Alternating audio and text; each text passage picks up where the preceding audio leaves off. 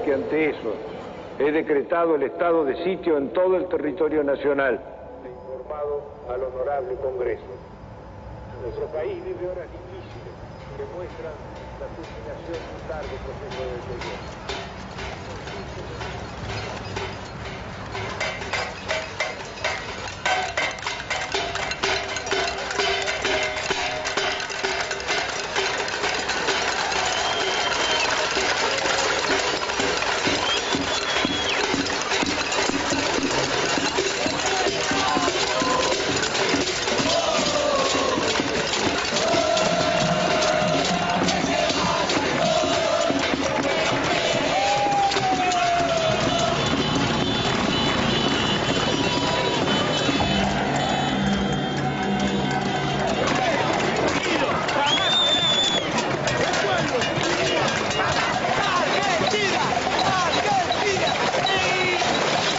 Después de muchos años, cuando el país parecía sumido en la apatía, estalló la insurrección.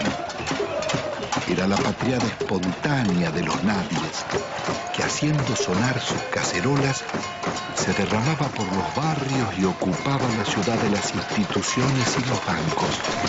Terminó de hablar y la gente se volcó espontáneamente. Acá no convocó a nadie. Yo tengo 50 años, hace un mes y medio que no trabajo y laburé todos los días de mi vida, todos los días. Porque no quiero el estado de sitio, porque no quiero ser una súplica del Fondo Monetario Internacional. Es un modelo que no va más. Se tiene que ir de la Rúa y con él todos los delincuentes que lo cobran.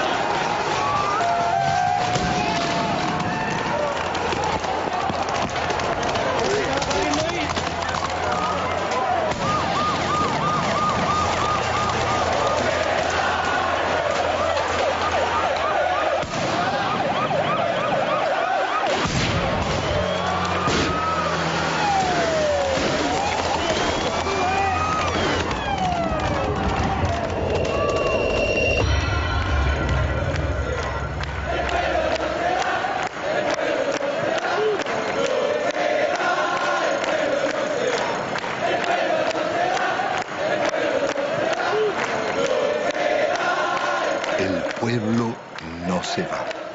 Son trabajadores, amas de casa, empleados, jubilados y estudiantes, herederos de aquellos que por décadas habían desafiado dictaduras y persecuciones, soportado ajustes y en democracia traicionados.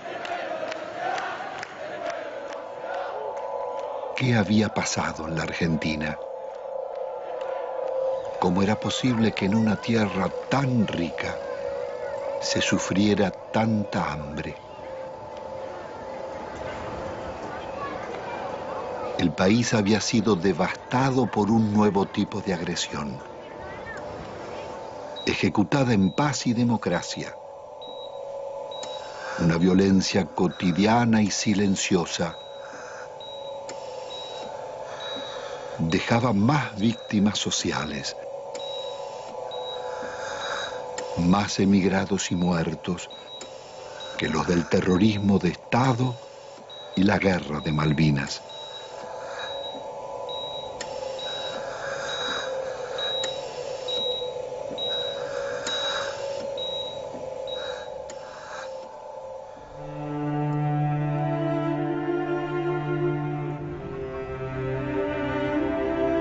En casi 2 siglos de vida independiente, la deuda externa argentina ha sido una de las causas del empobrecimiento y la corrupción y uno de sus escandalosos conflictos. Desde el primer empréstito firmado por Rivadavia en 1824 con la banca inglesa Baring Brothers, la deuda serviría para fortalecer a sus socios argentinos, controlar finanzas y transferir recursos a las metrópolis. Desde entonces, la deuda externa estuvo ligada a los negocios y complicidades de casi todos los gobiernos, desde Mitre y Quintana a Menem y de la Rúa.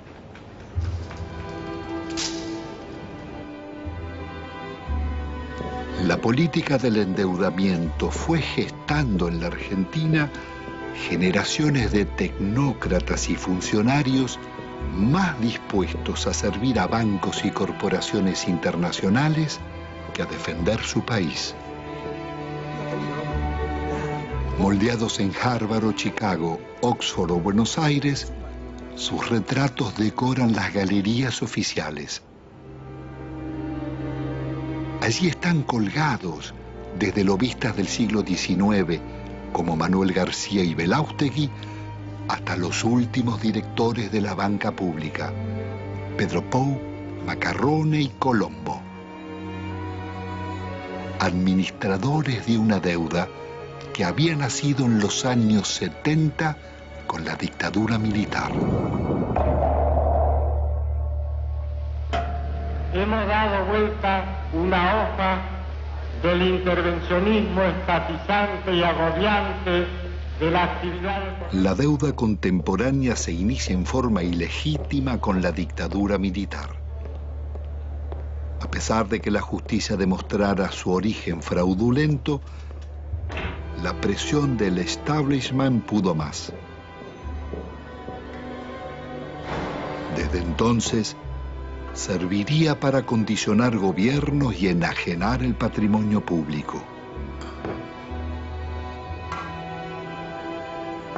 Es todo un símbolo que en el Salón de los Acuerdos luzca una estatuilla de Canning, regalada por el gobierno de Su Majestad en 1857, por el honorable reconocimiento de la deuda.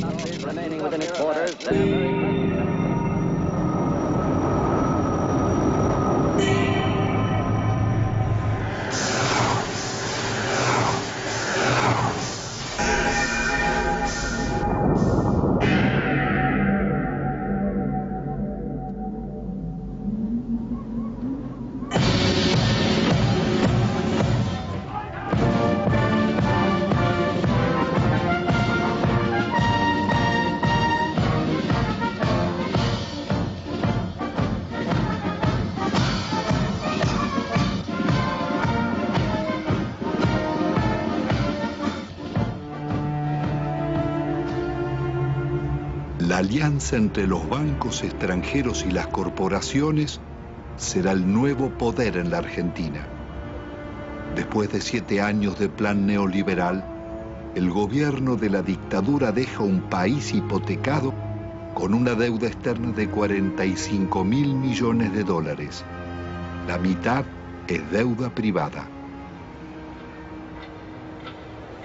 Son 23.000 millones que dicen deber bancos extranjeros radicados en el país, como el Citibank, el First Boston, el Chase Manhattan, Bank of America, el Banco de Italia, Londres, Español, el francés y el Deutsche, y también el Banco Río, el Quilmes, Galicia y otros. Multinacionales como ESSO, Fiat, IBM, Ford, Mercedes-Benz, Swift, Pirelli, los grupos empresarios locales de Pérez Compán, Bulguerón y Bridas, Macri, Techin, Fortabat, Pescarmona, Gruneisin, Soldati, Cogasco, Celulosa y otras. Una descomunal deuda privada que un alto funcionario de la dictadura le pasaba al Estado, Domingo Cavallo. Doctor Domingo Felipe Cavallo. Convertido en superministro de Economía de los gobiernos de Menem y de la Rúa, sería responsable del permanente crecimiento de la deuda y de los mayores despojos que sufriera el pueblo argentino.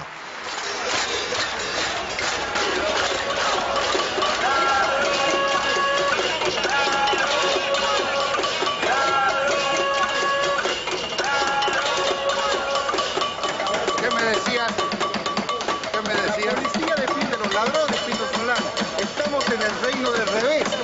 Los ahorristas tienen que manifestarse pacíficamente en defensa de sus ahorros que han sido confiscados por el banco en complicidad con el gobierno nacional.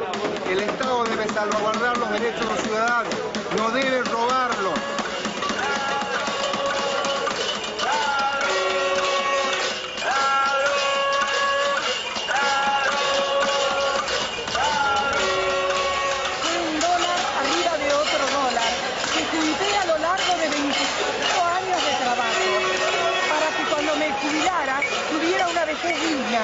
Cosa que el gobierno no me da.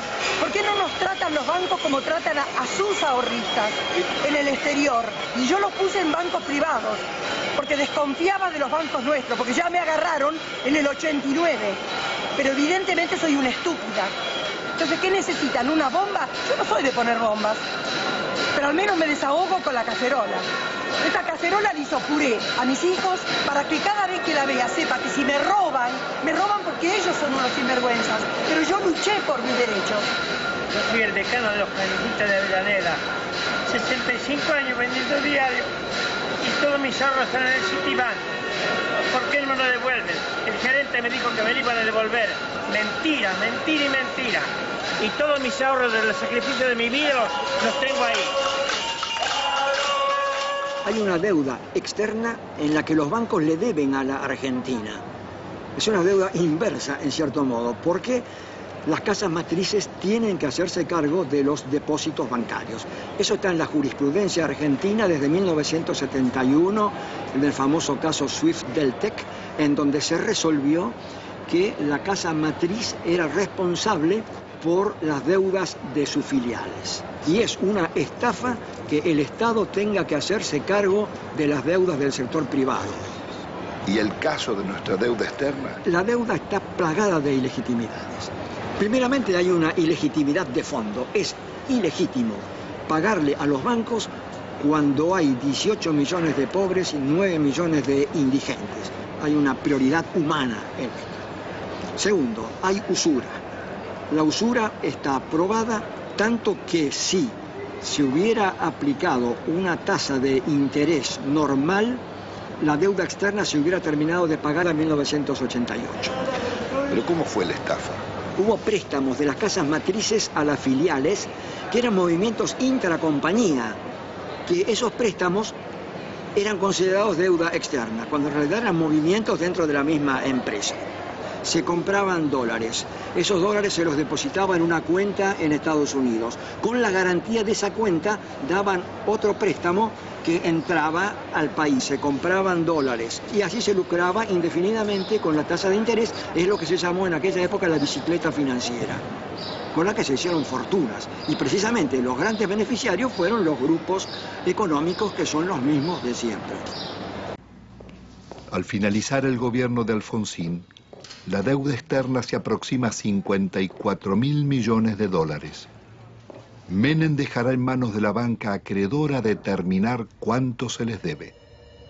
El Congreso jamás trataría la deuda, ignorando la Constitución y la denuncia de Alejandro Olmos. 10 años después, llegará a 130.000 millones.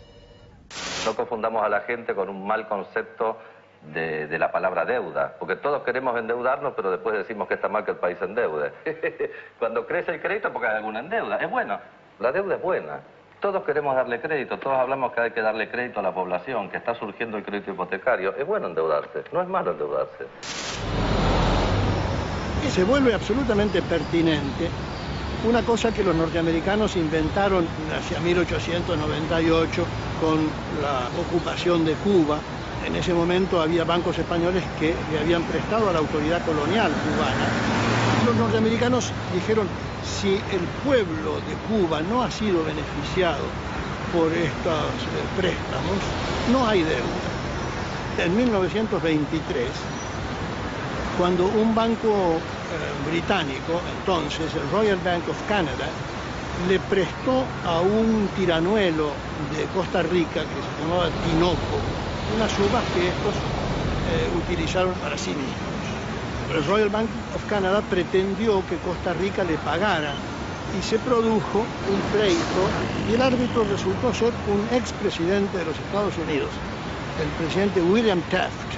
El presidente Taft resolvió el litigio diciendo hay deuda, pero hay una deuda privada y no una deuda pública, porque no hay deuda pública si no hay un público, el público como destinatario, como beneficiario. Son actos que de ningún modo han beneficiado al público, más bien todo lo contrario. Han hecho que la persona que compra en un supermercado y paga el IVA resulte el quien paga finalmente estas deudas privadas de grandes empresas, de grandes compañías o de gente en todo caso muy rica. No cabe duda de que la deuda privada irregularmente estatizada, ilícitamente estatizada por el doctor Cavallo, debe ser absolutamente revisado. ¿Cómo se llama esa teoría, doctor? Se llama teoría de la deuda odiosa. Una directora del Fondo Monetario Internacional, Karen Lissaker, representando a los Estados Unidos, dijo, si aplicáramos la teoría de la deuda odiosa, toda la deuda del tercer mundo se caería.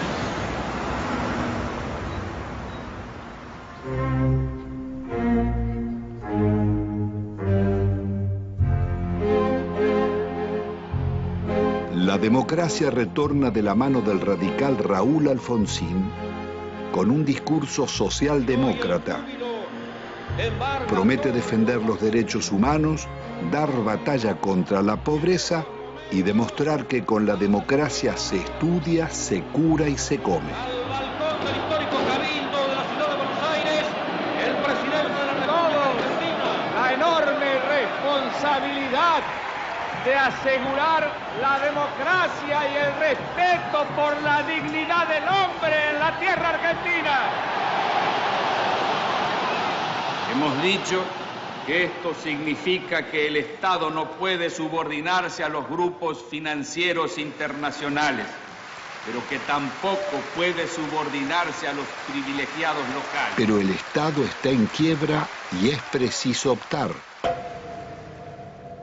El ministro Grispum propone denunciar la deuda externa y privilegiar el crecimiento. Alfonsín lo considera inviable y cede a la presión del poder. Y esto ha de lograrse a través de un ajuste que va a ser duro y que va a demandar esfuerzos de todos. Esto se llama, compatriotas, economía de guerra. Y es bueno que todos vayamos sacando las conclusiones. El drástico ajuste se llama Plan Austral. Una vez más, millonarios recursos públicos pasarán a los bancos y corporaciones. Alfonsín actúa con un doble discurso. Promete investigar la deuda, pero ordena al presidente del Banco Central legitimarla. Promueve el juicio a las juntas militares por los crímenes de la dictadura y 2 años después, las leyes de obediencia debida perdonarán los delitos cometidos bajo órdenes superiores. Es el logro de la insurrección de los oficiales carapintadas. La población sale de sus casas y desafía los tanques.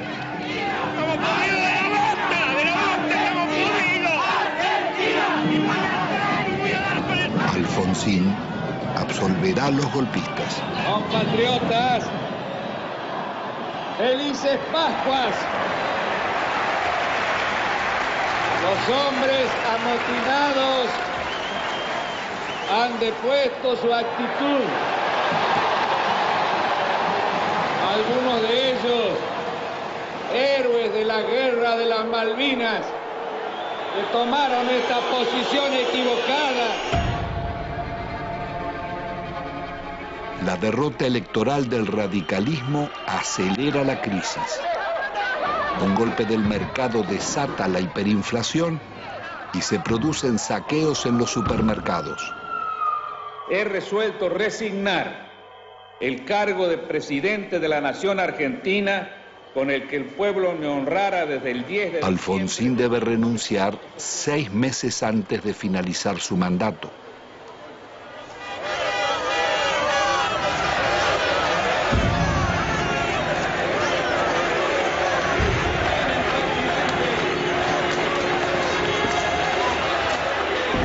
El justicialista Carlos Menem llega a la presidencia argentina después de haber gobernado varias veces la provincia de La Rioja, una de las más pobres del país. Su meteórico ascenso coincide con la caída del muro de Berlín y las ideas del consenso de Washington. De lenguaje franco y gesto de predicador, Menem promete revolución productiva y salariazo. Luce las patillas del viejo caudillo Facundo Quiroga, el tigre de los llanos.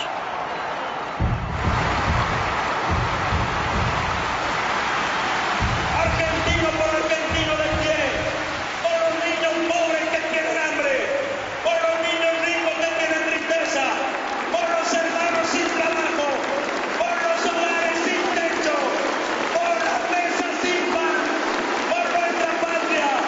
Yo les pido que me sigan, síganme, no los voy a defraudar, no los voy a defraudar, no los voy a defraudar. Ante la mirada de Dios y ante el testimonio de la historia, yo quiero proclamar: Argentina, levántate y anda. Hermanas y hermanos, con una sola voz para decirle al mundo: se levanta a la faz de la tierra una nueva y gloriosa nación. Son los tiempos del supuesto fin de la historia. El discurso único de la globalización y las democracias neoliberales en América Latina.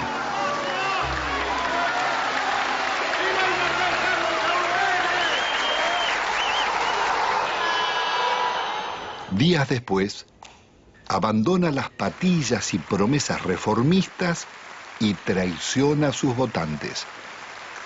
El programa de gobierno será el de la minoría liberal conservadora que lidera el ex golpista Álvaro Alzogaray. Hoy todo cambió y una nueva relación ha comenzado. También una nueva forma de vivir y de pensar. Aunque todos parezcamos los mismos, un cambio decisivo y fundamental se ha instalado entre nosotros. Y es un hecho de justicia histórica que este cambio lo realice un presidente justicialista, cerrando así el ciclo que comenzó hace 40 años. Jamás nadie como Menem había osado llevar la traición como bandera, ni ejecutar con tanto cinismo acciones contra la nación. El travestismo del nuevo jefe va a pulverizar medio siglo de resistencias populares. Impone la ideología de la derrota frente al modelo global. Indulta a los jefes de la dictadura y traiciona a millones de trabajadores que soportaron la represión. Abandona el antiimperialismo popular y la política de no alineamiento de Perón y Evita para establecer relaciones carnales con Estados Unidos. Su programa será el del Banco Mundial y el Fondo Monetario.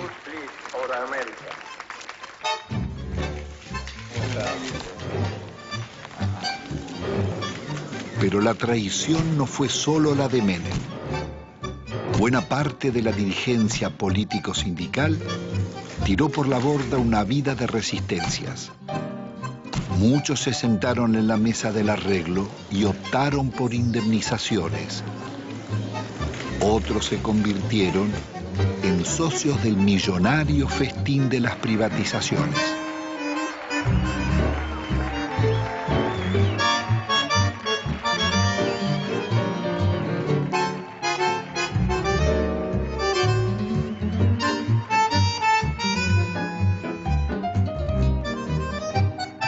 Senador Cafiero, usted que es un dirigente histórico del justicialismo, ¿cómo explica la traición de Menem?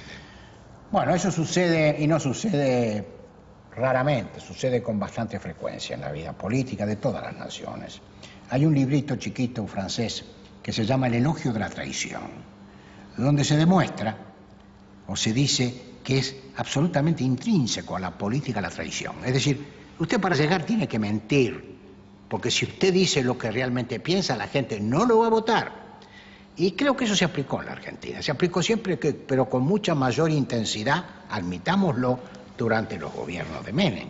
Él mismo ha dicho que si hubiera dicho lo que él pensaba hacer, no lo hubieran votado. Entonces, dividió, a mi juicio, en una actitud que no guarda mucha correspondencia con la ética política, pero esta es la realidad que vivimos. Después cambiaron ciertos parámetros internacionales, y bueno, y el modelo se fue agotando. ¿Cómo interpreta usted la existencia de una real mafiocracia? Poder económico, los bancos y la clase política. En eso, Pino, no quiero abrir un juicio, diría yo, absoluto. Mi larga vida humana y política me dice que a veces hay que relativizar un poco las cosas. No todo es blanco y negro, no todo es corrupto y puro. Hasta la misma sociedad argentina en su conjunto no puede atribuirse la pureza y asignarle la corrupción a sus clases dirigentes. En definitiva, las clases dirigentes emanan de la propia sociedad. En la Argentina no solo hemos fallado los políticos, y yo asumo la parte de culpa que me corresponde. Yo podría decir que han fallado muchos estamentos dirigentes de la sociedad argentina, y que si hay que hacer un juicio general, estamos todos en el infierno del Dante. Bueno, es indudable que la traición es muy efectiva. La traición es de una potencia política fenomenal, justamente porque es traición, porque te cala en lo más hondo, porque viene por la espalda, porque no estás preparado, porque se da de quien menos la esperás, si no, no sería traición. En ese sentido, el PJ es el alumno más desarrollado, más excelso de esa visión que expone Cafiero. Yo no tengo duda que si a esta sociedad le ofreces a votar San Martín o el Hombre Araña, elige a San Martín. Ahora, si le das a elegir entre el Hombre Araña y el Caballero Rojo, después la solución no se la podemos adjudicar a la sociedad. Entonces, Sociedad con escaso protagonismo. Partido que defeccione de sus ideas históricas y se pone al servicio del enemigo. Movimiento obrero reducido, achicado por la desindustrialización y copado por los traidores. La justicia disciplinada a esas transformaciones que se iban a realizar. La oposición con escaso margen de maniobra. El resultado concreto.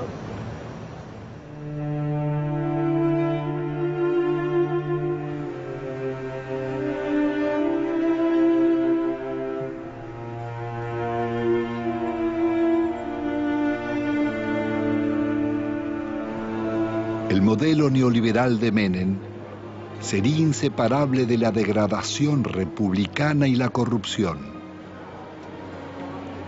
Su plan político requiere una Corte Suprema de Justicia y tribunales federales adictos, más la delegación de poderes especiales por parte del Parlamento. Al mes de haber asumido, consigue su ley de leyes, la reforma del Estado, que le abre las puertas a las privatizaciones. El Senado de la Nación trata hoy una ley trascendente para el país, que por primera vez va a atacar en forma frontal las deficiencias estructurales que tiene el Estado Nacional en su conjunto y a través también de sus empresas públicas. Nuestro reconocimiento en nombre del presidente de la República Argentina, porque con este proyecto en su ejecución iniciamos la revolución productiva.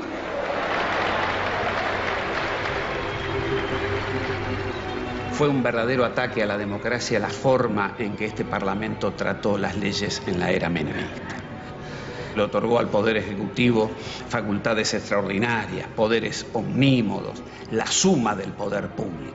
Y las delegaciones le posibilitaban al Poder Ejecutivo privatizar todas las empresas del Estado, sin inventario, sin balance, sin certificar si realmente la explotación de las empresas arrojaban ganancias o arrojaban pérdidas. Significó ni más ni menos que la votación, un verdadero apoyo al saqueo de los bienes del Estado. ¿Y quiénes la votaron? La votaron los justicialistas, la honorable complacencia radical, lo tengo muy presente, al Chacho Jarolaski ordenando a muchos de sus legisladores que se retiraran del recinto para que el justicialismo pudiera aprobar estas leyes. Pocas veces se van a dar tantos factores para que una minoría tome el poder sin tirar una bomba, como lo hicieron, sin disparar un solo tiro. Esto surge claramente en la participación de Álvaro Sogaray en el tema de la ley de reforma del Estado. El instrumento que le está dando el poder a Menem, un poder absoluto, dictatorial, un poder que no tenía Videla, que no tuvo Videla. Se lo estaba diciendo a todos al Sogaray. Yo le decía a los propios justicialistas que estaban participando de un capítulo extraordinario. Por primera vez iban a tener el poder, no importa si los votos eran del pueblo o votos peronistas, ese poder lo iban a tener los mismos que proscribieron, los mismos que fusilaron, los que masacraron. Eso es lo que estaba diciendo Álvaro Sogaray. ¿Hasta dónde? Es un límite. ¿Qué cosas eran capaces de hacer? Bueno, esto y más. Es más, siguieron haciéndolo. Porque acá hubo denuncias sobre la privatización de YPF. Hubo denuncias. El diputado Luis Adi dijo que en el Senado habían pagado una coima de $8 millones. Después se corrigió en la misma sesión. De los 130 diputados presentes, 114 votaron por la afirmativa. Bien por la negativa, una abstención. No podemos más que felicitarnos de estos diputados que han dado el quórum, que han hecho funcionar la Cámara, pero creo que hoy es un día de júbilo, hoy es un día de festejo para la Argentina, que desde hoy el petróleo pasa a ser de las provincias, YPF pasa a ser una empresa que cotiza en bolsa, que va a tener inversión privada, y el dinero que de esto surja es de los jubilados. Miles de millones de dólares pasan del patrimonio del Estado a los jubilados. Las bellas palabras escondían algunos de los actos más infames que el Parlamento haya cometido. Con sobornos y falsos diputados fueron votadas las privatizaciones de YPF y Gas del Estado, las dos mayores compañías argentinas. no solo el país perdía las empresas que más habían invertido en su industria, sino que los jubilados y trabajadores serían estafados. La oposición no bastó para impedirla. Diputados disidentes del justicialismo formarían el Grupo de los Ocho. Reformar el Estado no es privatizar. En un país en emergencia no se puede empezar despidiendo trabajadores. Otras voces opositoras al despojo de la petrolera fueron amenazadas o agredidas. En mayo del 91, por ratificar ante la justicia las denuncias contra Menem y el remate de YPF, fui víctima de un atentado con 6 tiros en las piernas. La corrupción de Menem es una locura, la privatización de YPF. Es un robo fenomenal lo que está. ¿Cómo no va a haber corrupción si surge de los hechos? Surge de las privatizaciones. ¿Cuáles son los estados patrimoniales de los hombres que votaron esto? Me refiero a los que conducían. Hay que verlos. Uno no ha visto acá pagar, abrir portafolios y pagar dólares. Uno no lo ha visto. Sin embargo, no está desmentido. De modo que cuando existen consultoras, cuando hay tanto dinero para ganar más dinero, cuando hay negocios mientras la sociedad está distraída, mientras existían los hombres que pregonaban las conveniencias de que las empresas del Estado pasaran, o nos olvidamos de Neusta. Y tenía alto rating, no solamente los políticos, En este cambio tenemos que incluirnos también los periodistas, los medios de comunicación. ¿Hasta cuándo vamos a aguantar tantas estupideces? Instrumentos extraordinarios como la televisión y la radio en manos de idiotas para generar pueblos idiotas. ¿Hasta cuándo? El Congreso de la década mafiosa, el que votó las leyes más vergonzosas y antinacionales, tuvo que sesionar rodeado de cordones policiales. Fueron tantos los atropellos contra el pueblo que todas las semanas se oyeron sus reclamos. Llegaban jubilados, maestros, empleados estatales, estudiantes, obreros y desocupados de todos los gremios.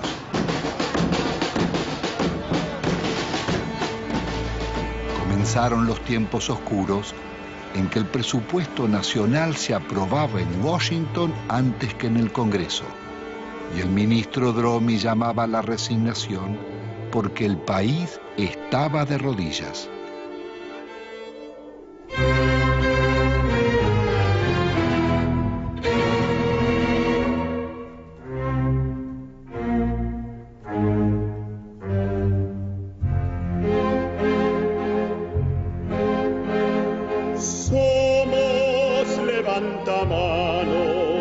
Obsecuentes, comedidos, votamos con ojos cerrados lo que nos manda el partido.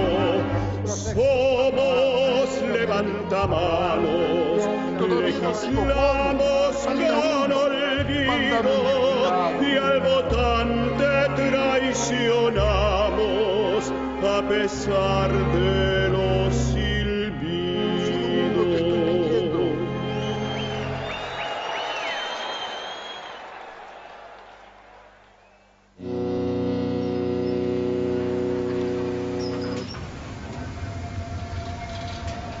El instrumento concebido para consolidar el modelo es el plan de convertibilidad. Abre las importaciones e impone por ley una mentira. Un peso vale $1. Logra detener la inflación, pero deja indefensa la industria nacional. De producir el 95% de lo que consumíamos y exportar máquinas, tornos, trenes y electrodomésticos, pasamos a importar telas, carnes, lácteos, frutas o pastas.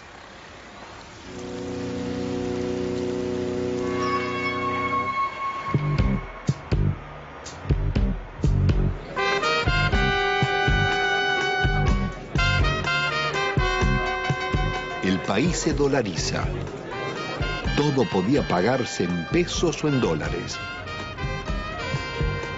Pero con inflación cero, las tarjetas de créditos y los bancos cobraban intereses usurarios del 50% anual, cuando en Estados Unidos y Europa eran del 7%. La fiesta del dólar a un peso impidió competir a comerciantes y empresarios llevándolos a la quiebra. Desaparecerían miles de industrias y talleres, textil, metalúrgica, autopartista, manufacturas domésticas y muchas otras.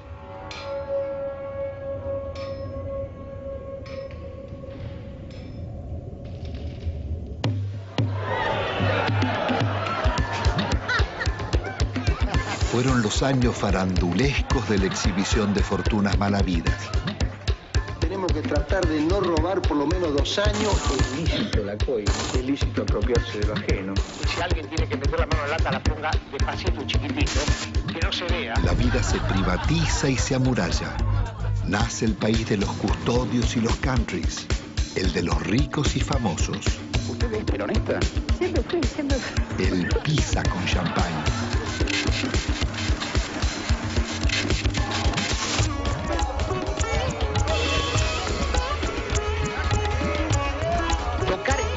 Tocar el petróleo en Argentina era tocar a la madre, era lastimar a Gardel, era ofender la bandera. El petróleo bajo la tierra no le sirve a nadie, a ninguno. Esto pasa cuando no usas la camisa. Y yo creo que todos tenemos derecho a una cuota de frivolidad de cuando en cuando. De gran seductor que usted tiene, ¿si le molesta un poco? No, todo lo contrario, me ayuda.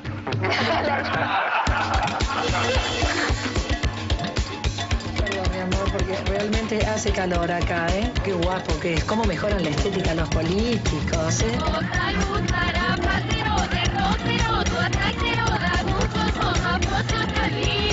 Estoy apasionado por este modelo económico, que es mentira, que produzca más pobre, que lo fabrique. Hace muchos años que vivimos acá y siempre esperamos promesas de los políticos, que más o menos los que todos conocemos acá, los encargados de la zona, nunca, pero nunca hicieron nada por nosotros. Acá nosotros, los vecinos que han tomado la iniciativa de cortar la ruta, por lo menos los encargados tomen conciencia de la realidad que nosotros vivimos. Los chicos no pueden ir al colegio. Cuando hay un enfermo al fondo, no puede salir porque no puede entrar a la ambulancia, no puede andar un coche. Nosotros queremos vivir dignamente, como merecemos. Somos gente pobre, somos gente humilde. Nosotros no queremos comprar ilusiones. Que nos vengan a nosotros con un asadito, con una ropita, con una botita para los chicos. Y nosotros queríamos que ese rollo se entube. Había todo el dinero, todo lo necesario, pero el dinero que hicieron se lo llevaron ellos. Nos robaron. Si ponemos a hablar de robar, ellos fueron los artífices, digamos, los que enseñaron al pueblo a robar. Ya no pasamos a ser solamente la maestra que antes enseñaba, sino para ser el contenedor social en la escuela. La mamá que te viene a pedir si tenés un par de zapatillas que te sobre de tus nenes, de enfrentar a la misma comunidad. Cuando tenemos el problema de la inundación, somos centro de evacuación, pero albergamos a nuestros propios alumnos porque la tormenta le voló las chapas, porque no tienen dónde dormir. El chico está pendiente de lo que está pasando en la casa o pendiente de que terminan de repartir la leche y es el primero ir a la cocina para llevarse los sándwiches que quedan. No lográs captar un minuto su atención porque está pensando en otra cosa. Y a veces se te desmayan. O sea, se te desmayan y le preguntás, bueno, ¿qué comiste anoche o qué tomaste esta mañana? Y una sopita, te dicen un té. Y se te desmayan, es muy frecuente. Nosotros ya estamos acostumbrados, pero te da bronca, te da bronca. El plan de convertibilidad integraba un proyecto de dominación funcional al pago de una deuda externa que era incobrable. En 1992, el ministro Cavallo negocia con el secretario del Tesoro americano Nicolás Brady canjear la deuda por el patrimonio público que se ofrecía a precio de remate. Las empresas estatales podían comprarse con bonos del Estado que cotizaban al 15% de su valor nominal, pero se los reconocían al 100%. El acuerdo le haría perder al país más de 30.000 millones de dólares.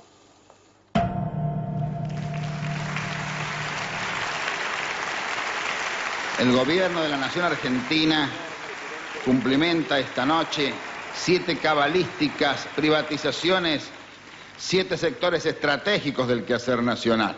Encaramos las privatizaciones de la televisión, de los teléfonos, de instalar el sistema del peaje, de instalar la concesión vial o la concesión ferroviaria, también de privatizar las radios y de incorporar, por supuesto, la privatización de la empresa estatal de la aeronavegación. Nosotros hemos ideado un decálogo que dentro de unos días se conocerá, que es el decálogo menemista de la reforma del Estado. El mandamiento 1 son palabras de Menem, él no lo conoce aún. El mandamiento 1 está extraído de sus muchos discursos, dice así: nada de lo que deba ser estatal permanecerá en manos del Estado.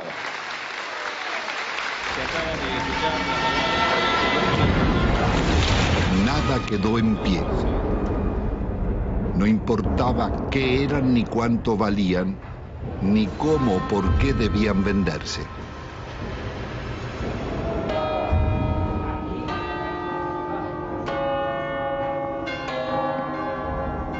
Más allá de los siglos y los métodos, las concesiones de bienes del Estado serían continuidad de las viejas explotaciones coloniales.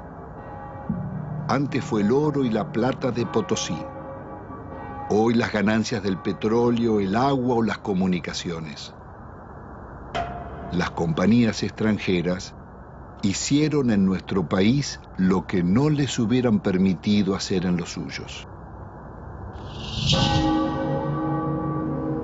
En términos de incumplimiento de las obras de inversión, se le perdonaba.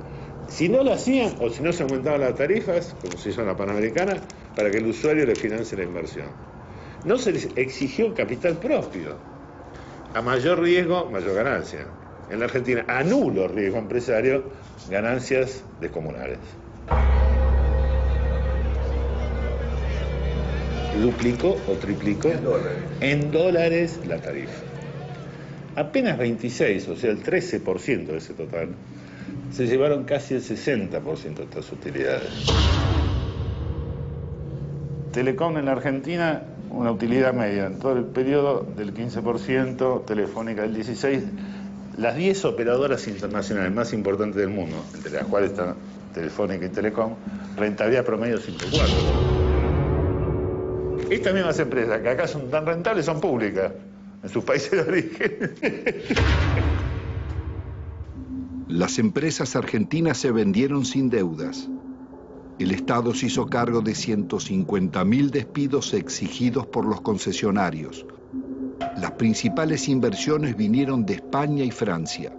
Entel se vendió por la quinta parte de su valor a Telefónica y Telecom. La endeudaron por 6.000 millones de dólares. Aerolíneas Argentinas daba beneficios y tenía 37 aviones. Fueron hipotecados por Iberia para comprarla. Aerolíneas terminó vaciada.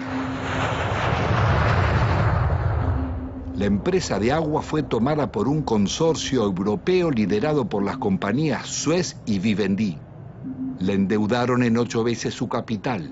Obtuvieron rentas excepcionales y no realizaron las obras convenidas. 800.000 personas quedaron sin agua potable y 1 millón sin cloacas.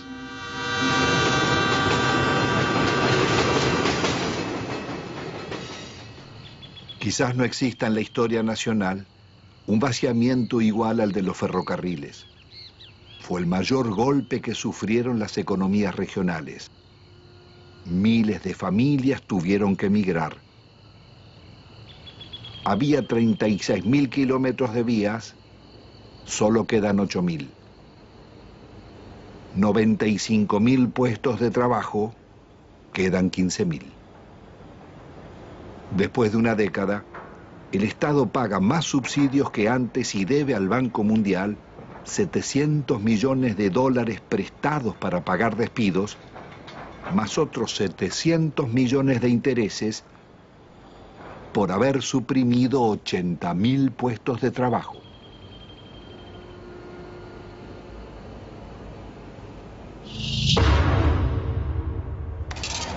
Cuando se hicieron las privatizaciones, no había subsidio para nadie, al contrario, el argumento para privatizar ferrocarriles fue el déficit. Hoy están subsidiados hidrovías, los ferrocarriles, los concesionarios viales.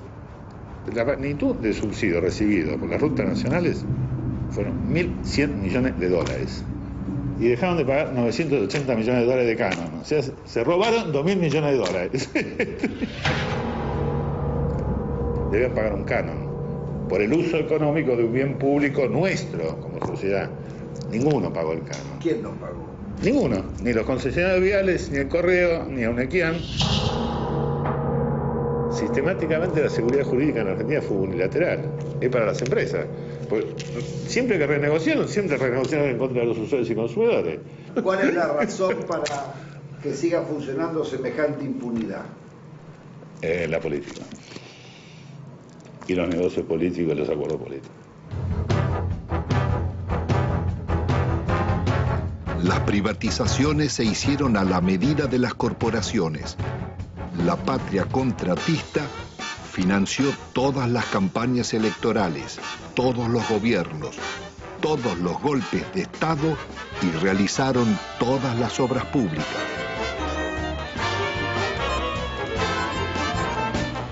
Ningún otro sector gozó de tantos privilegios, mercados cautivos, subsidios millonarios, ventajas impositivas, sobreprecios, condonación de multas e incumplimientos, prórroga de concesiones y especificación de deudas en dólares.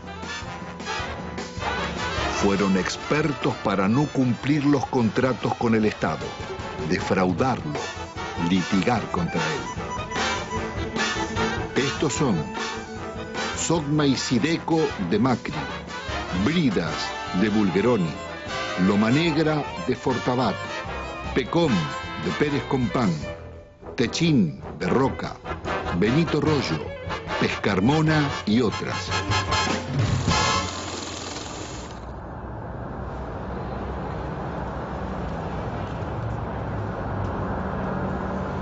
La desocupación estalló como una epidemia contagiando la sociedad entera.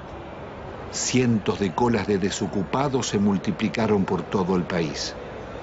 El desempleo pasaría del 11 a más del 20% y otro tanto de subempleo. ¿Cuál es la situación de los trabajadores?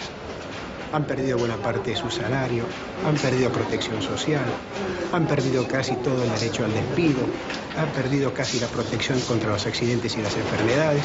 Más de la mitad de los trabajadores están en negro teniendo en cuenta estas condiciones. Se ha llegado prácticamente a la desprotección más absoluta propia de los países más atrasados de la Tierra. Hay terror a resistir, hay terror al despido, hay terror a que mañana no tenga ninguna posibilidad de tener algo. Por eso se admite la rebaja salarial, por eso se admite el empeoramiento de las condiciones de trabajo, por eso se admite trabajar en condiciones de insalubridad. Se admite todo porque hoy perder el trabajo significa la nada, significa engrosar el ejército de mendigos, el ejército de aquellos que están fuera del sistema. Es terrible porque la situación lleva a depresión.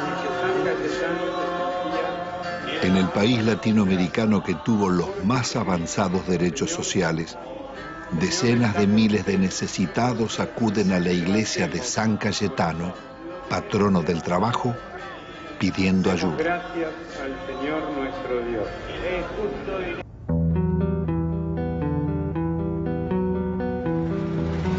Argentina es un caso único en el mundo y en América Latina. No se conoce un país que haya entregado su gas y su petróleo sin haber perdido una guerra. Hay que pensar que fue una verdadera traición al país de una clase dirigente. México, Brasil y Venezuela no privatizaron en absoluto su petróleo. Félix, ¿por qué fue una salvajada la venta de YPF? Fue una salvajada por el papel que tenía YPF dentro del país y en el concierto de las petroleras del mundo.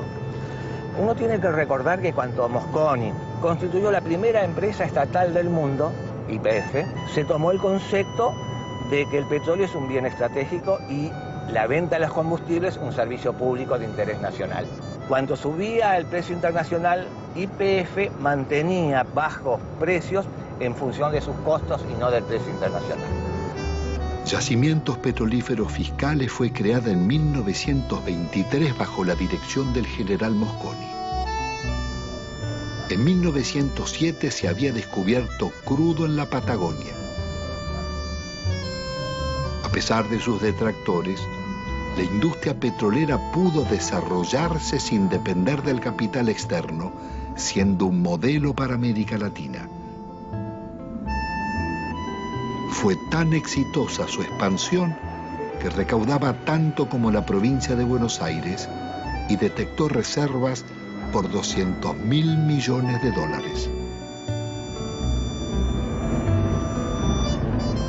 Fue una salvajada por la cantidad de ilícitos que cometieron para privatizarla. Si se aplicara la ley de hidrocarburos, la mayor parte de las concesiones caen. Argentina podría reconstruir rápidamente una petrolera estatal. Si aplicaran hoy con decisión política la ley de hidrocarburos. Las áreas estratégicas donde más habíamos invertido las concedieron por 25 años por lo que esos pozos producían en 9 meses. El remate fue tan grosero que Menem mismo se llevó las acciones a Nueva York para venderlas.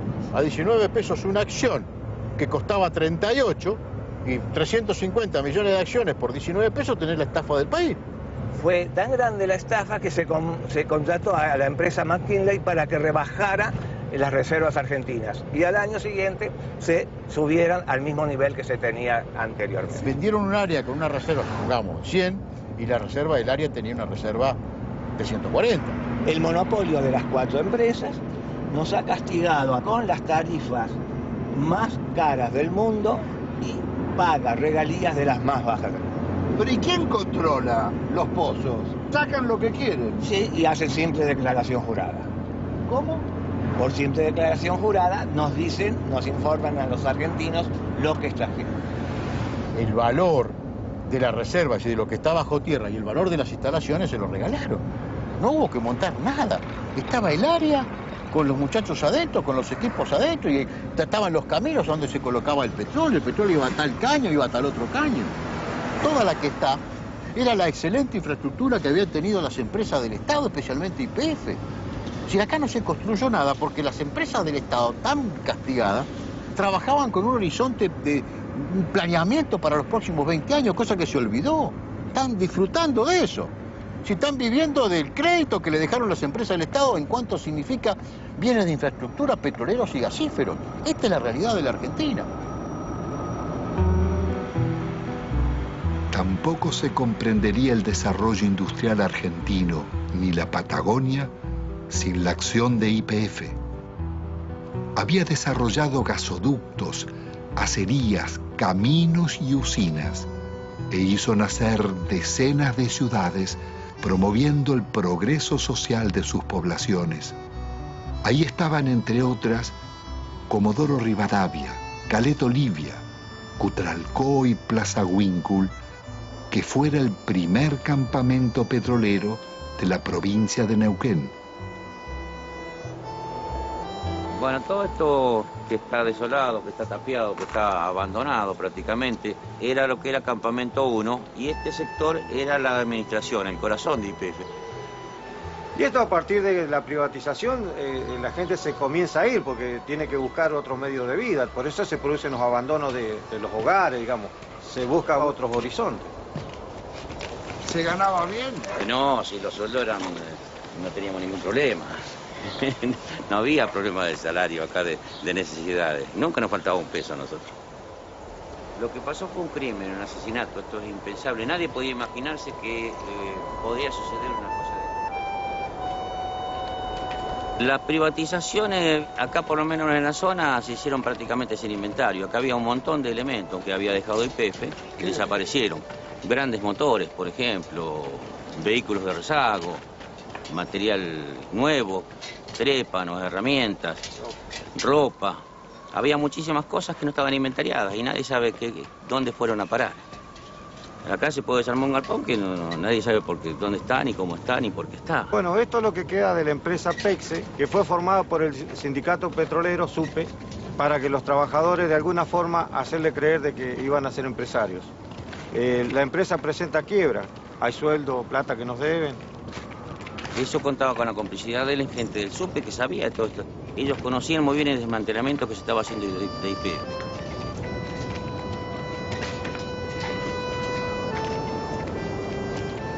Si la gente agarraba 40, 50 mil dólares y aunque lo echaran de la empresa y le hacían por ahí hacer un curso de repostero, de computadora, de cualquier cosa, durante un año donde le estaban pagando. Entonces la gente por ahí aceptó la privatización y aceptó el despido, sin pelear. Porque claro, tenía la plata en el bolsillo. Lo que pasa es que esa plata después se la fue gastando. Se compraron vehículos, se ampliaron casas, se pusieron kioscos, negocios. Mucho desocupado. Muchísimo desocupado. Nosotros podemos hablar de 5.000, 7.000 desocupados o más. No hay censo. No hay censo serio que nos diga hay tantos desocupados. Pero sabemos que son miles los desocupados. Sabemos que somos miles los que estamos subocupados y que vivimos a medias. Pero los desocupados no solo fueron los de YPF. A ellos se sumaron otros miles de las industrias y comercios que cerraban. Años después, en el invierno del 96, Utralcó protagonizaría una pueblada.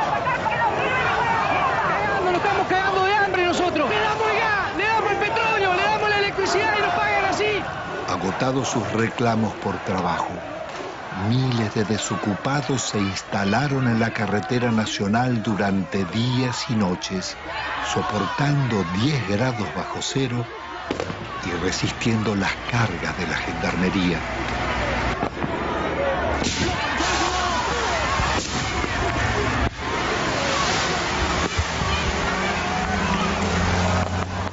Con una victoria, estaban haciendo el movimiento piquetero y su primer corte de ruta. Me retiro del lugar y las fuerzas que vinieron conmigo también. La jueza ordenaba el retiro de la gendarmería. ¡El pueblo ganó! ¡El pueblo! ¡El pueblo ganó! ¡El pueblo ganó! ¡El pueblo unido jamás será vencido! ¡El pueblo unido jamás será vencido!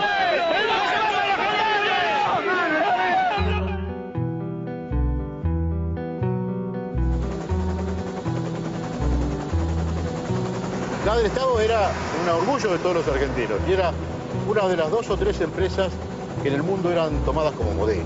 ¿Por qué, Gustavo? Porque tenía un manejo de desarrollo gasífero en un país muy especial, con los yacimientos muy lejos, que era prácticamente un relojito. Entonces la copiaban los europeos y la copiaban incluso alguna empresa norteamericana. Y además porque en 50 años de trabajo había incorporado 5 millones de argentinos a disfrutar del gas natural. Y en 90 años anteriores que estaban las compañías británicas, solamente había 300.000 argentinos con un gas importado muy caro. Petrobras había tasado a gas del Estado en 25.000 millones de dólares. Nosotros, con la tasación de consultores internacionales, la vendimos en 2.500 millones de dólares. 10 veces menos. 10 veces menos. 10 veces menos. La acción depredadora de Repsol en la región fue tan grande que la comunidad mapuche llevó sus denuncias a los organismos internacionales. Bueno, acá nos encontramos en el lugar donde un integrante de la comunidad construyó su vivienda y que bueno, no la pudo habitar porque cuando hizo el pozo de agua para sacar agua se encontró que no tenía agua, no había agua pura, sino que lo que encontró fue gasolina. Este es el caño que puso mi papá en el año 95, supuestamente para sacar agua, para el consumo y para para sembrar algo.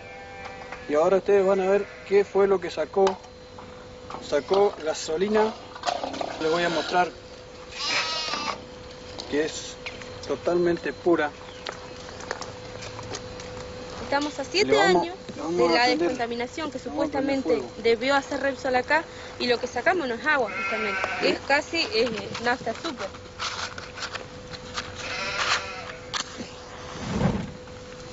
Ahí está. Esto no solamente acaba en 55 hectáreas, sino está toda la napa contaminada del agua.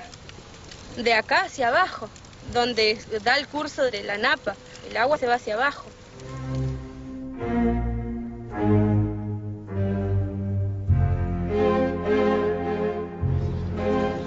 Carlos Menem pacta con Alfonsín su reelección a cambio de una reforma constitucional donde se incluyen nuevos estatutos y un tercer senador por la minoría que favorece al radicalismo. El Pacto de Olivos o Pacto del Bipartidismo se realiza sin consulta ni debate, de espaldas a la ciudadanía para garantizar la continuidad del modelo. La reforma viene a legitimar a Menem, que ha promulgado más de 300 decretos leyes, 10 veces más que en toda la historia nacional. Vaciados los partidos de propuestas de cambio y participación, poco quedó en el radicalismo y el justicialismo de sus causas fundantes. Se fueron transformando en organizaciones para el reparto de cargos públicos. Una corporación de profesionales que no reconoce ideologías y atraviesa transversalmente casi todos los partidos, sin otra lealtad que a sus privilegios.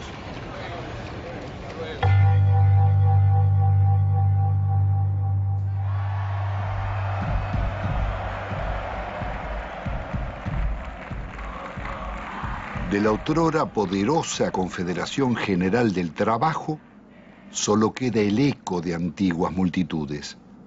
Su asociación fervorosa con Menem terminaría vaciando los gremios de trabajadores.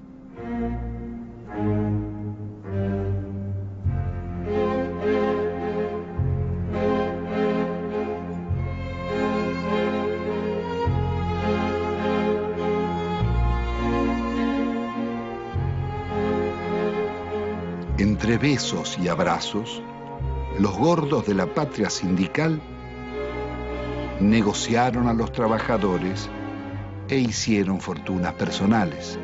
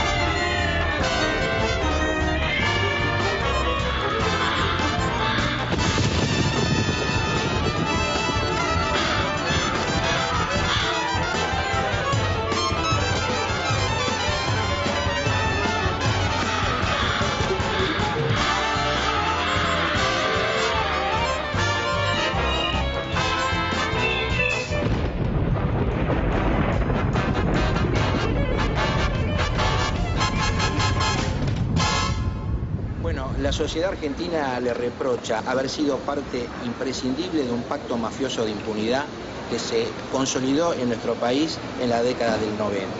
Se le reprocha haber admitido, haber legitimado el remate de las empresas públicas al mejor postor y de una forma realmente a precio vil.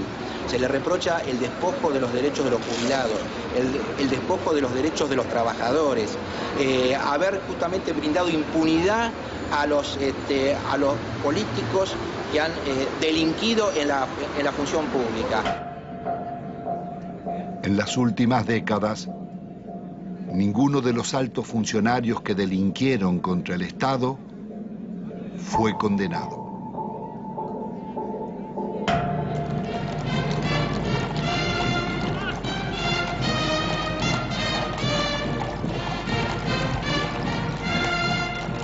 Al amparo de una justicia dicta, la asociación espuria entre la corporación político-sindical y el poder económico-financiero consolidará la mafiocracia. Desempeñar con lealtad y patriotismo el cargo.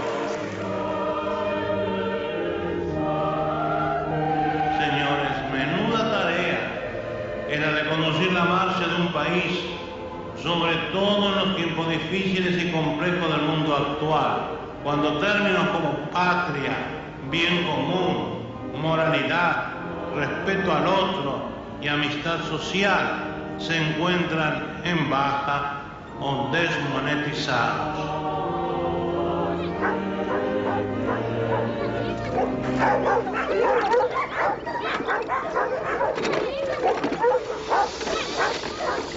¿Qué va a comer? Tengo 7 chicos, no tengo trabajo, no tengo no tengo ni mercadería, nada, no tengo colchón, no tengo colcha. En la indigencia total estamos aquí. No se puede estar acá.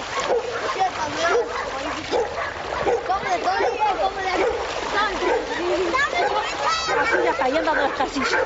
No hagan nada por aquí. No me pase y ve. ¡Chica! Mira la condición que estoy viendo, mira cómo se me ha mojado todo. No tenemos ayuda de nada. No sé, se creerá que somos perros, no sé qué se creerán que son los hijos de nosotros. A mí jamás me han ayudado con nada. Yo no tengo ningún plan, a mí no me dan ningún plan. No me pagan nada, no tengo nada. A mi chiquita les dan de comer polenta, olvido, eso les doy de comer. O mate cocido, porque no tengo. La verdad no tengo. Usted mismo ve, se me moja todo porque no tengo con qué me dan una casilla. Nadie me da una casilla. Siempre han prometido, sí, me han anotado todo, pero no me han dado nada. Nunca, a mucha gente, a la señora que está ahí, a toda ella. Doña Mariela, que también venga después. Tengo una cosa, no sé, mi hermana a mí me dice, andate al médico, todo, porque está muy mal, está flaca, todo, pero sabe que yo, es una cosa que yo ya no aguanto más, porque la situación como está, que no hay trabajo, y que yo no tenga que darle de comer a mi hijo, a mí me duele un montón. Tiene que ella me pregunta, mamá, ¿qué vamos a comer? Y yo, ¿qué les voy a contestar? No hay, no tengo. Ellos no entienden, son chicos, pero uno le tiene que decir la verdad. Tiene que decir la verdad, pero bueno, a mí me duele decir que no tengo que darle de comer, pero es la verdad.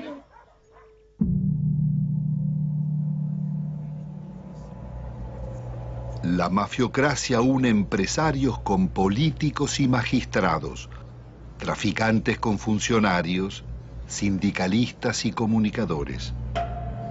Fueron tan hondas las complicidades como hipócrita su accionar. Sí, yo presidí la comisión de lavado de dinero que mostró de qué manera todo el dinero negro proveniente de narcotráfico, corrupción y evasión era sacado de Argentina. Iba por empresas máscaras, básicamente constituidas en Uruguay, por eso el sistema uruguayo era de alguna manera el brazo ejecutor de la salida, de ahí una banca de corresponsalía en Estados Unidos o en Suiza. Sí, nosotros investigamos al Citibank, investigamos al Credit Suisse, al Dresdner Bank, al JP Morgan. Es decir, ellos tenían en Argentina el centro de sus operaciones sucias, a través del Citibank, el Banco República y el Federal Bank de Moneta. Llegó a manejar el 60% de los medios de comunicación social de la Argentina. Además, de los medios de comunicación, por ejemplo, canales por cable, Telefe, Azul Televisión, Radio Continental, Editorial Atlántida, torneos de competencias y distintos canales por cable del interior, Cablevisión, además de ser el controlante del paquete accionario de Telefónica de Argentina. Así que no solamente eran los medios de comunicación, sino las telecomunicaciones en Argentina.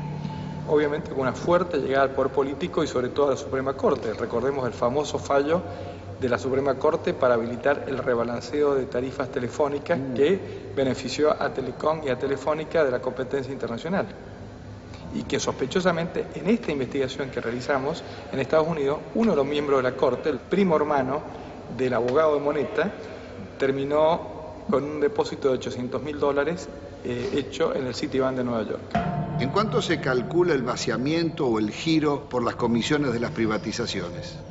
Entre 5.000 y 10.000 millones de dólares. ¿Y quiénes son los responsables? Hay 3 personajes centrales, Cavallo, Menem y Cohen. Es decir, en el periodo de los últimos 10 años. Y un banco lavador, el Banco General de Negocios. Ahora, también detectamos nosotros coimas pagadas al gobierno de Alfonsín, básicamente al Banco Central de la República Argentina, por parte del BCCI, un banco lavador de narcotráfico que después financió el 80% de la campaña de Menem. Queda clara la complicidad entre la clase política, el narcotráfico y finalmente la política también de exacción. El saqueo de fondos públicos a través de retornos y sobreprecios fue norma en las contrataciones del Estado. Se calcula que más de un 20% de la inversión pública se diluyó en comisiones. El ministro Manzano, aludiendo al presidente, diría: robo para la corona.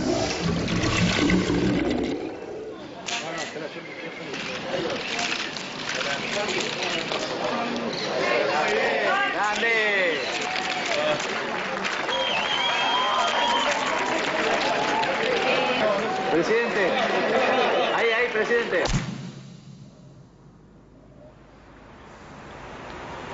Uno de los mayores focos de corrupción fue el PAMI, Obra Social de los Jubilados. La oscura trama delictiva de contrataciones con empresas pertenecientes a funcionarios sobrevivió varios gobiernos.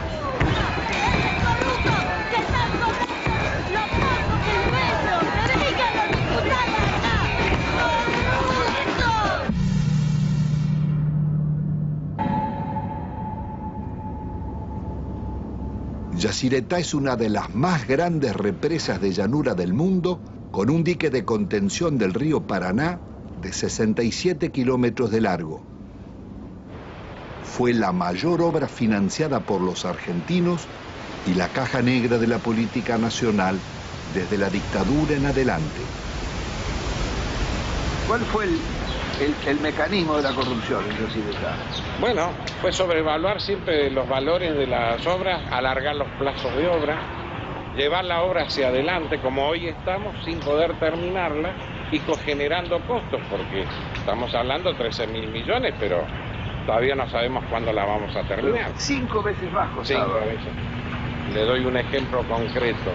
La reprogramación 85, evaluada en 30 millones de dólares, que fue informada durante varios años al Banco Mundial y al Banco Interamericano de Desarrollo. Ese valor terminó firmándose en el año 89 en 180 millones de dólares. Muchos los firmaron, algunos no la firmamos y así quedamos fuera del trabajo de Yacyretá en la consultora. ¿Entre esos usted? Entre ellos. ¿Y quién estaba era un frente a la consultora? señor Carretoni. Fue el que manejó toda la campaña de Alfonsín en su momento y de Angelos en el otro. Convencional constituyente también Convencional en el 94. constituyente en el 94. El señor Carretoni, que era el dueño de la consultora libre del Grupo Argentino.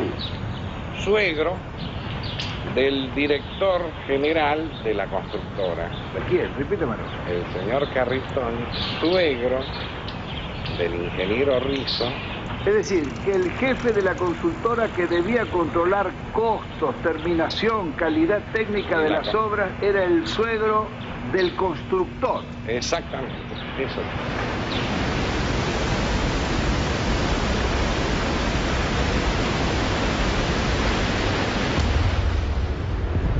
La Argentina enviaba armas rumbo a Ecuador en guerra con Perú, en momentos en que la Argentina era garante de la paz entre Ecuador y Perú. Violábamos también con armas hacia Croacia y hacia Bosnia, violábamos la disposición de Naciones Unidas para esta maniobra: fabricaciones militares, conducción del ejército argentino, fábrica militar de Río Tercero, por donde pasaron la mayor cantidad de armas que venían desde el norte argentino con zona liberada.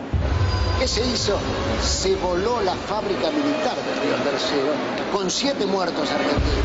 Después de marzo del 95, era menester hacer desaparecer todos los rastros, entre ellos los documentos, los inventarios y todas las huellas que podían demostrar de que aquello no fue una casualidad, sino fue una clara intencionalidad al servicio del encubrimiento. ¿Quiénes componían esa banda para la asociación ilícita? Califican como jefe de la asociación ilícita a un expresidente de la República, Carlos Saúl Menem. La lista no es aquí terminante, ¿no? Hay muchos más, pero hay también algunas circunstancias como estas. Los suicidios, muertes accidentales. Se cae un helicóptero enfrente al hipódromo argentino en el campo de polo, donde muere uno de los hombres claves. El general Juan Carlos Andreoli. Se suicida con mano invertida el capitán Estrada, hombre que ha formado parte de las bandas del terror en los tiempos horrorosos en la República Argentina. En este cuadro, lo que hoy falta investigar es dónde está la plata que se robaron. Carlos Menem, su cuñado Emir Yoma, Cavallo y otros involucrados en la causa del contrabando de armas serían arrestados. Pero la Corte Suprema los dejaría en libertad. El delito impregnó la dirigencia en todos sus niveles. Ministros, jueces y altos funcionarios fueron llevados a la justicia por causas de corrupción, como los justicialistas Alberto Coan, Gerardo Sofovich, Juan Carlos Alderete, Matilde Menéndez, María Julia Alzogaray, Carlos Grosso, Claudia Bello, Triaca, Dadone, Grisanti, Amira y Emir Yoma, Vico y Espadone, los funcionarios radicales Del Conte, Mazorín y muchos otros, y los candidatos presidenciales Angelós y Masachesi. Me pongo al frente de lo que hace a combatir la corrupción. Las anteriores amenazas se referían a una causa por exportaciones de oro, donde se generaron aparentemente créditos fiscales ficticios. Si no querés que te arruinemos en el trabajo y la vida, deja de romper las pelotas, me corta en el brazo. Durante los años de Menem, las mafias se desarrollaron bajo la complacencia del gobierno y seguirían actuando después. Su accionar dejó decenas de secuestros extorsivos, asesinatos, robo de vehículos, muertes dudosas o por gatillo fácil, falsos accidentes y suicidios nunca esclarecidos.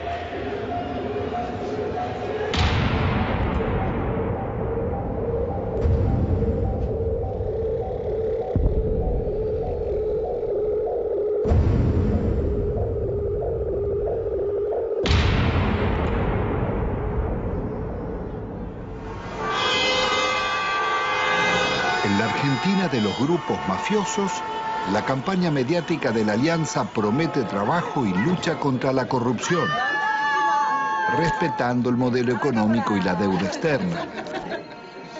Integrada por el Partido Radical y el Frente de Centroizquierda Frepaso, propone investigar a funcionarios, pero sin tocar la macrocorrupción de las privatizaciones ni el despojo financiero del país. Fernando de la Rúa y Carlos Álvarez derrotan al candidato justicialista Eduardo Duhalde. El nuevo gobierno continuará con las políticas recesivas del Fondo Monetario. ¡De la Rúa! ¡Arriba de la Rúa! Una vez más, el mandato de la ciudadanía será traicionado. Rebaja de salarios públicos y aumento de impuestos.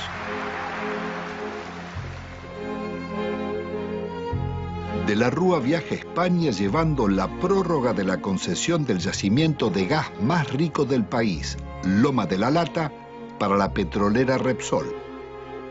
Una riqueza de 50.000 millones de dólares que es entregada, violando la ley, por solo 300 millones. El gobierno soborna al Senado para votar la ley de flexibilización laboral. El vicepresidente Álvarez no cuestiona la ley, sino el soborno, y pide investigar. Presento mi renuncia indeclinable al cargo de vicepresidente de la Nación, para no perjudicar al presidente ni alterar la vida institucional. Álvarez abandona a sus votantes y promueve el regreso de Cavallo. Ungido superministro, renegocia la deuda externa.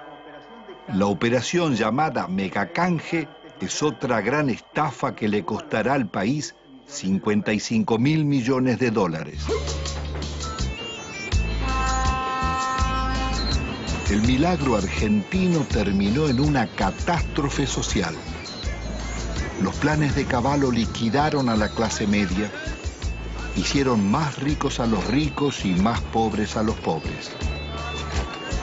El 60% de la renta quedaba en manos del 10% más rico.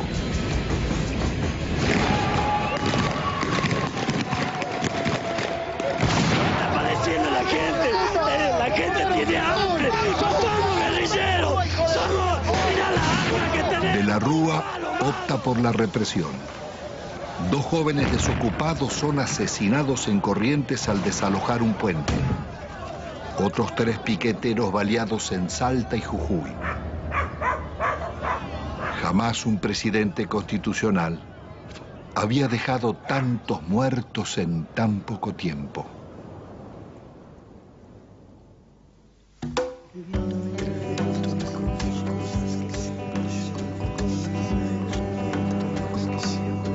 El viento me confió cosas que siempre llevo conmigo. Me dijo que recordaba un barril de 3 niños, que el sauce estaba muy débil, que en realidad él no quiso, que fue uno de esos días que todo es un estropicio. Iba cargado de culpa y seguía confesando. En su lomo de distancia no cabalgaba ni un pájaro. Era un fantasma ese viento, un alma en pena penando, y en ese telar de angustias tejió sus babas el diablo. Aquí se pudo prever con exactitud qué iba a pasar luego de cada ajuste económico que existía en el país. Los famosos ajustes, desde la época de Alfonsín, de Menem y demás, cada ajuste significaba la irrupción en el hospital de una cantidad enorme de desnutridos, de niños desnutridos y de sus familias. Entonces era como decirse uno a otro, mira, esperemos, todos 3 meses hay que preparar cama.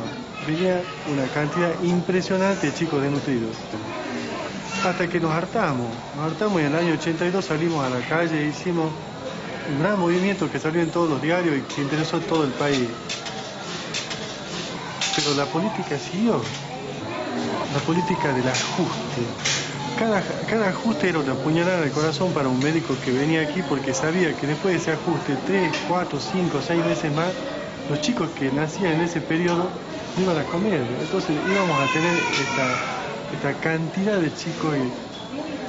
Y de ahí nació este documento que nosotros hicimos hace poco, que dice: otros toman las decisiones, nosotros lo vemos morir. Pero resulta que cuando nosotros empezamos a leer, traducíamos bibliografía del inglés. Entonces nosotros veíamos cómo se solucionaba, cómo le arreglábamos los líquidos, cómo le arreglábamos las sales, cómo le arreglábamos las proteínas. Y después ya, viendo que cada vez era más y que nos sobrepasaba, empezamos a leer otras cosas. Hasta llegamos a leer un libro argentino, Juan P. Garrahan, no sé si le suena. Dice: la desnutrición no es una enfermedad socioeconómica y cultural que se soluciona poniendo a trabajar a todos los factores de la nación. No dice que le vamos a dar alimento, que le vamos a todos los factores de la nación. Y ahí explotó todo, ahí ya nos dimos cuenta. ¿Y qué hacemos nosotros con el desnutrido mandándolo a la casa? ¿Qué hace la nación? Claro, le damos un enfoque cientificista. Claro. Pero este último año fue una explosión atómica. Nosotros teníamos 18% de chicos desnutridos en el hospital, pasó a prácticamente el 80% de chicos desnutridos en el hospital.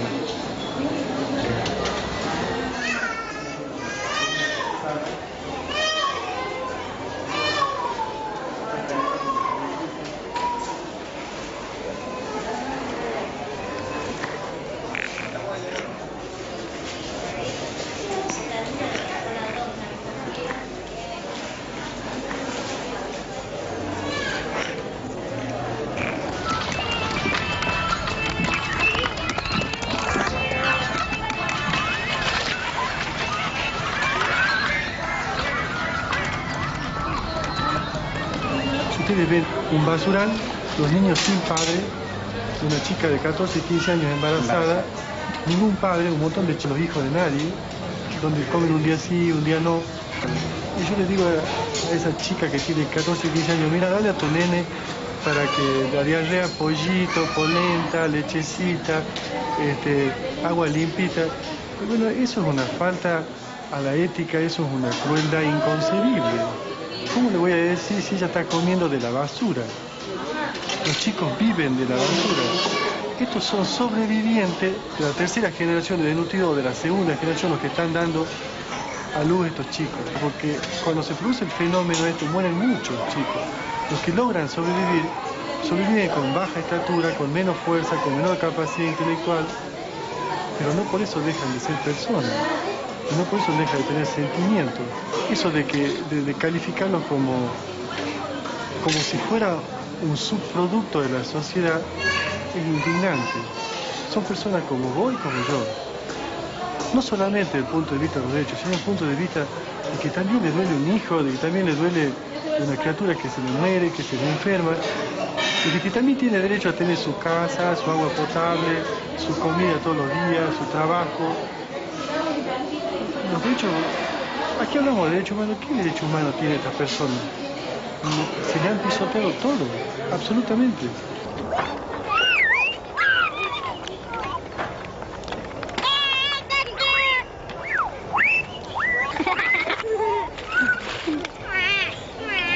La idea que yo percibo es de que algún sector de la sociedad se está queriendo deshacer de estas personas. Y restan a ese sector de la sociedad. ¿Y cuál es ese sector de la sociedad?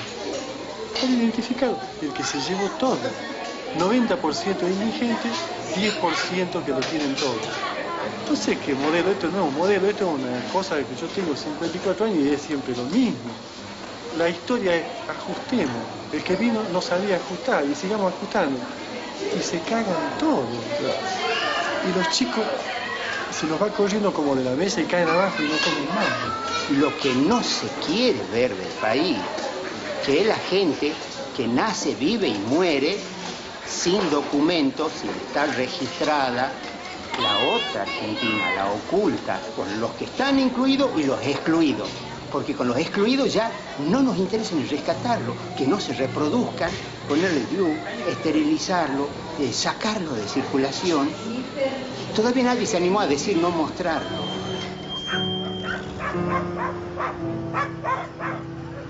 Produciendo nuestro país una riqueza alimenticia capaz de satisfacer 300 millones de personas, los niveles de pobreza que denunciaba la película La Hora de los Hornos en los años 60 serían apenas el anuncio del genocidio neoliberal de los 90. De enfermedades curables o desnutrición, mueren cada día en Argentina 55 niños, 35 jóvenes y adultos, 10 mayores. Un promedio de 35.000 personas por año.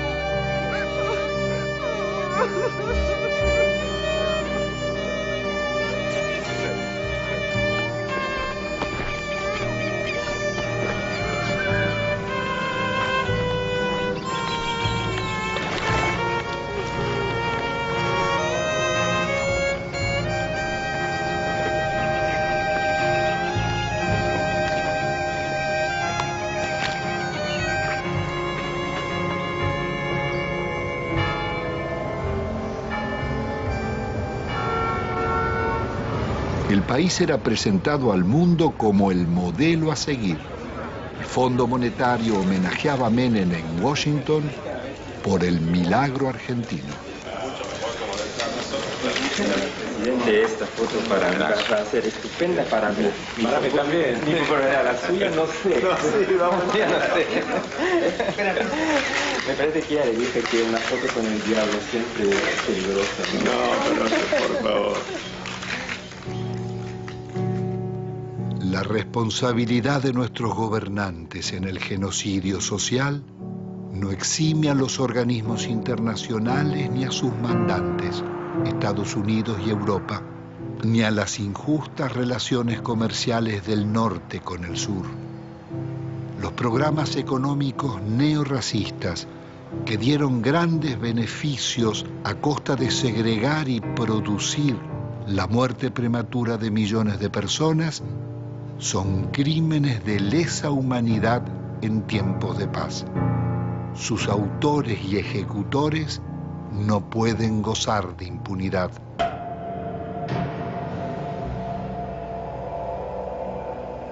Después de un cuarto de siglo, el balance económico es devastador. La deuda estatal y privada pasó de 7.800 a cerca de 170.000 millones de dólares, pero se ha pagado en concepto de servicios casi otro tanto y 150.000 millones se han fugado al exterior. Argentina ha perdido otros 150.000 millones por los subsidios agrícolas en Europa y Estados Unidos.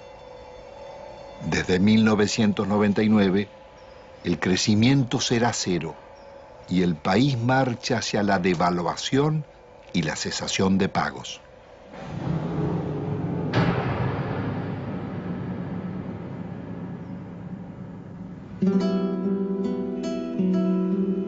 Al terminar esta memoria, quizás quede el sentimiento que la realidad no puede cambiarse, o que los responsables del saqueo son los triunfadores y nosotros los derrotados. Pero la realidad fue distinta. Ni la dictadura, ni Menem, ni de la Rúa consolidaron sus proyectos, ni los bienes concesionados se perdieron para siempre, porque pueden recuperarse.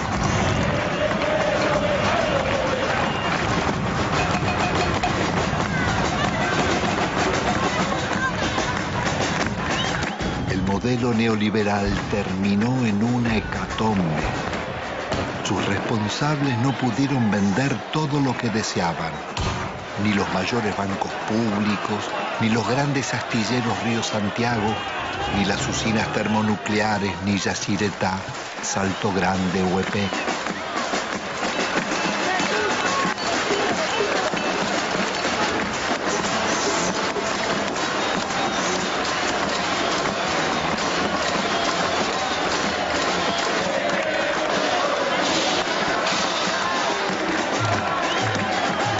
Menem y de la Rúa tampoco pudieron imponer la salida represiva, ni acallar las marchas del silencio ante los crímenes mafiosos y el gatillo fácil, ni frenar la permanente acción de las madres, abuelas e hijos de desaparecidos.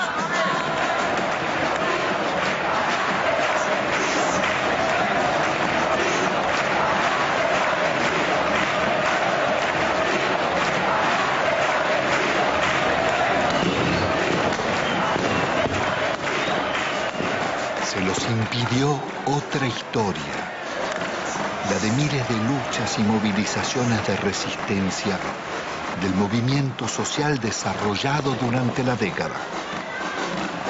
Organizaciones territoriales, piqueteros, comedores y asambleas barriales, ocupaciones de tierras y asentamientos, la Gran Marcha Federal y cientos de otras marchas y paros nacionales. El CTA, las fábricas recuperadas por los trabajadores, las continuas protestas de jubilados, las mujeres rurales en lucha, estudiantes, ahorristas, comerciantes y artistas, culminaron en esa pueblada espontánea de diciembre que, como el 17 de octubre o el Cordobazo, cambiarían la historia argentina.